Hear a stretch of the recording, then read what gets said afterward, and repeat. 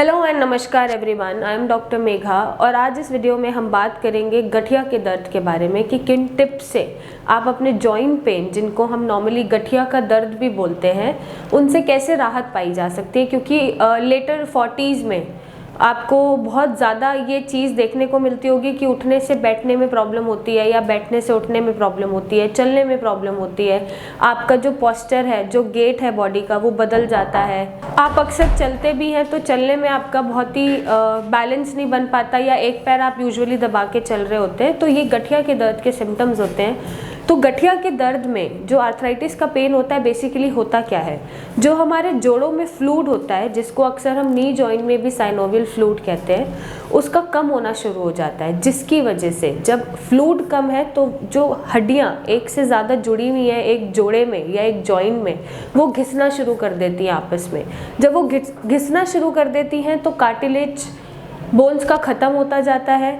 Bones में wear and tear, मतलब bones को हर्ट होना शुरू हो जाता है, उन्हें चोट पहुंचनी शुरू हो जाती है और एज अ रिज़ल्ट जब वो घिसती हैं तो उसमें सूजन, दर्द, स्टिफनेस और आसपास का एरिया आपको अक्सर लाल भी मिलता है। तो ये सिम्टम्स आपको डेवलप होते हैं और ये गठिया का दर्द कहलाया जाता है। वैसे तो ये 2-3 तरह का होता है, रूमेटॉइड आर्थराइटिस भी होता है, ऑस्टियोआर्थराइटिस भी होता है, या किसी मसल के रप्चर होने से हो जाता है या टिश्यू के रप्चर होने से हो जाता है, ऑस्टियोपोरोसिस भी होता है, बट इसको हम कॉमनली गठिया का दर्द बोल देते हैं क्योंकि जोड़ों में दर्द हो रहा है। अब ये एज जो है डिपेंड नहीं करता कि ये लेटर 40s में हो रहा है या 50s में हो रहा है, ये आपको अर्ली एजेस में भी शुरू हो जाता है। ये बाय बर्थ भी होता है, जिसको हम रूमेटॉइड आर्थराइटिस बोल देते हैं।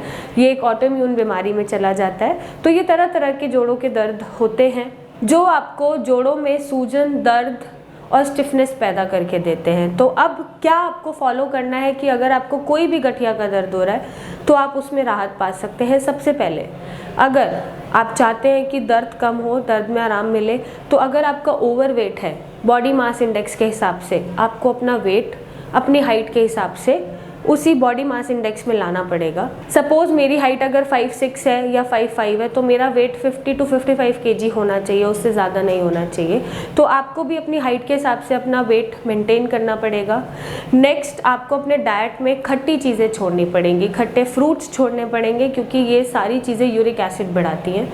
यूरिक एसिड जब बढ़ता है तो ऑब्वियसली जब यूरिक एसिड बढ़ेगा तो पैरों में सूजन, दर्द आपका और बढ़ जाएगा और गठिया का दर्द आपका एग्रावेट हो जाएगा।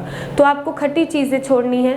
डेयरी प्रोडक्ट्स में आप सिर्फ दूध ले सकते हैं, दही पनीर आपको छोड़ना पड़ेगा। आप रेड मीट नहीं खा सकते, आप चिकन, मटन ये सब नहीं खाएंगे, लेकिन आप फिश या फिर अंडा, एग वाइट खा सकते हैं। नेक्स्ट, अगर आपको बहुत कॉन्स्टिपेशन बना रहता है, आपका कब्जी बनी रहती है, पेट साफ नहीं रहता, तो भी आपको जोड़ों में दर्द बना रहेगा, एक इरिटेशन बनी रहेगी, तो आपको कॉन्स्टिपेशन रिलीव करने की ज़रूरत है। आप ज़्यादा से ज़्यादा फाइबर डाइट पे रहो, आप ऐसे फ्रूट्स खाओ जिससे पेट क्लियर होता हो, पेट साफ होता हो।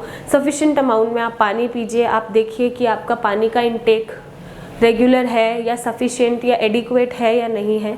तो ये कुछ टिप्स हैं जिनको आप फॉलो करके किसी भी गठिया के दर्द में आराम पा सकते हैं। और अगर आपको ऐसी कोई भी समस्या आ रही है तो घबराने की ज़रूरत नहीं है। नीचे दिए गए नंबर पे मेरी डॉक्टर की टीम से आप कंसल्टेशन लीजिए, हमें रिपोर्ट्स भेजिए, हमें कॉल करिए और इसका एक परमानेंट सोल्यूशन पाइए। So thank you and take care.